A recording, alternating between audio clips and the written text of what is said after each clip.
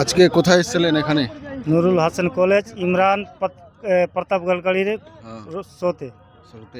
কি লাগলো, কেমন লাগলো? খুব ভালো লেগেছে। এই যে যা লোকের উৎসাহ দেখে আমাদের খুব খুশি হয়েছি যে এত লোক, হাজার হাজার কমপক্ষে 20 থেকে 30,000 লোক এসছে।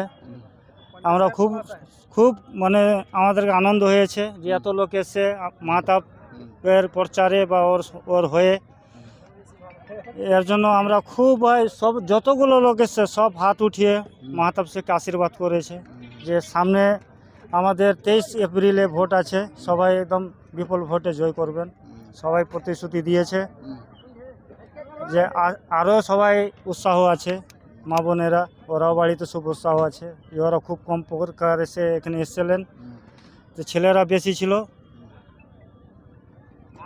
তো কি আশা আছে, একদম সম্ভাবনা একদম 100% আছে, ইনশাআল্লাহ মাহতাব কাকা জিতছে ইনশাআল্লাহ। একদম 4 তারিখ আপনারা দেখতে পাবেন। এতে 10 রেজাল্ট 4 তারিখ আপনারা দেখতে পাবেন ইনশাআল্লাহ। মাহতাব কাকা জিতছে। এতগুলো লোক আশীর্বাদ করবে, এতগুলো যে লোক আর একবারে দেখার জন্য এতগুলো ভিড়, এতগুলো লোক খালি দেখতে আসেনি, এত ধূপে এত রোদে যে বসেছিলেন, এত ভালোবাসা দিয়েছেন। হ্যাঁ, খুব সুন্দর। ইমরান প্রতাপগড়ি আজকে কি ওর মুখে কি শুনতে পেলেন? ভালো ওর ভালো কথা, অনেক কিছু এসআইয়ের ব্যাপারে বললো, গঙ্গা ভবনের ব্যাপারে বললো যে সামনে ভোটের পরে ও লোকসভাতে আন্দোলন করে মানুষের নাম তোলার চেষ্টা করবে। এখন হয়তো চেয়েও মানুষের নাম উঠছে না।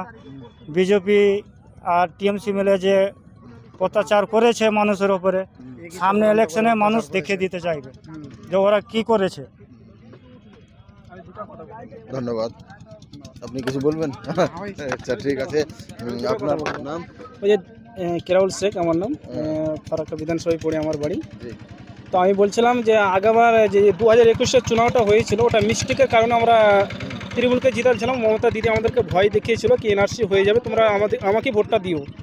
তো আমরা তো এখানকার কংগ্রেস, আমরা বাচপান থেকে দেখি এখানে কংগ্রেসে জিতে, কিন্তু ওটা মিস্টেকের কারণে হয়েছিল, মানে ভয় দেখানো হয়েছিল আমাদেরকে। মমতা দিদি বলেছিল কি এখানে এনআরসি হয়ে গেলে আমাকে জিতাও, আমি এনআরসি হতে দিব না, ওর ভয়ে ওদেরকে দিয়েছিল।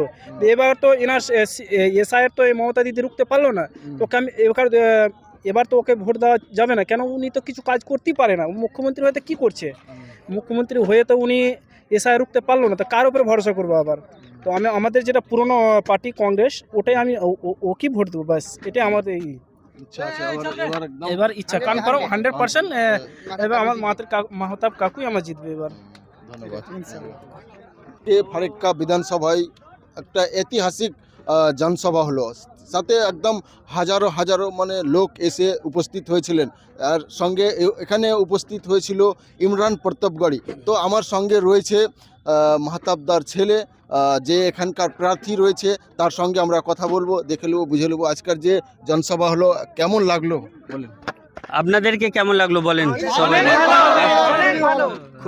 একটা যা স্পিচ দিলেন ইমরান প্রতাপগড়ি, খুবই সুন্দর। আর এত ভালো মানে ইয়ে হলো এখানে, মানে প্রোগ্রামটা এত সুন্দর হয়েছে যে লোকের মধ্যে জোশটা এসছে। এই জোশটা দেখবো যে ভোটে কাজ দেয়, অবশ্যই এটা চেষ্টা করব। কি লাগছে এই সভাতে আপনারা? একদম 100% রেজাল্ট আসবে ইনশাআল্লাহ, 100% রেজাল্ট আসবে। হ্যালো, আমি বলছি এনটিসি মোড় থেকে মঙ্গল ঘোষ। এটা কিন্তু আপনার ছেলে দেখতে পাবে, ক্যামেরা হচ্ছে। ভোট যা আছে, যে আছে সুনীল চৌধুরী, মদের দোকান আছে, মদের দোকানে সব কিছুকে ডুবিয়ে রেখেছে।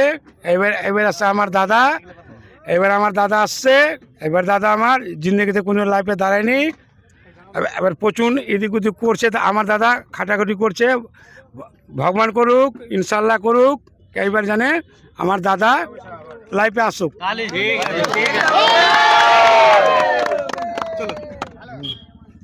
তো কোথায় বাড়ি?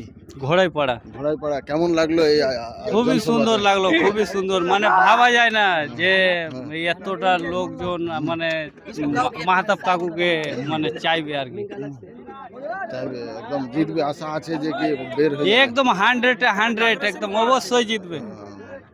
এটা কংগ্রেসেরই গড়, মানে আমরা বাচপান থেকে দেখেছি এটা কংগ্রেসেরই গড়। ঠিক ওটা মিস্টেকের কারণে আর ওটা কিছু? ভোট দেওয়া হয়েছিল।